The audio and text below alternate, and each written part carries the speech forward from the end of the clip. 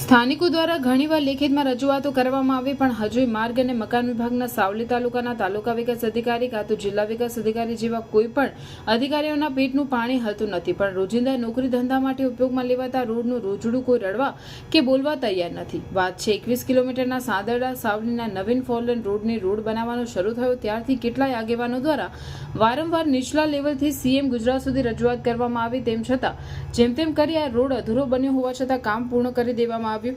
હવે ભોગવવાનું આ રોડ ઉપરથી પસાર થતા રાહદારીઓને હવે તો હદ થઈ ગઈ હોય તેમ રોડ ઉપર વાટ જેવી નીકો પડવા માંડી છે અને રોડ ઉપરથી ડામર ઉખડી અને પાળીઓ બની ગઈ છે. તેવામાં મોટા સાધનો તો એમાંથી પસાર થઈ જાય પરંતુ નાના સાધનો વાળાને રાતના સમયે ધ્યાનમાં ન આવે તો કોઈ મોટી દુર્ઘટના બને તેવી ચર્ચાએ નગરપાલિકામાં જોર પકડ્યું છે અને રોડની બંને સાઈડમાં બનાવેલ ગટર લાઈન તો જાણે ક્યારે તૂટી પડશે તેનો કોઈ ભરોસો નથી તેવું એક જાગૃત નાગરિક પ્રદીપસિંહ વાઘેલાએ કહ્યું હતું. વધુમાં વહેલી તકે આ રોડનું સમારકામ નહીં કરવામાં આવે તો ચોમાસા દરમિયાન કોઈ મોટી દુર્ઘટનાના એંધાણ વર્તાઈ રહ્યા છે.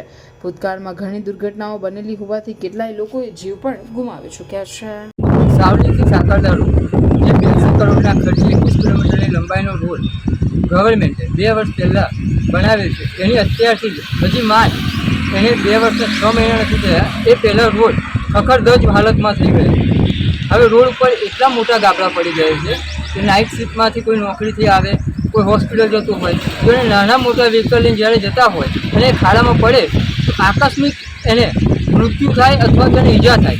તો ઈજા થાય કે મૃત્યુ થાય એનો જવાબદાર સરકાર કે કોન્ટ્રાક્ટર.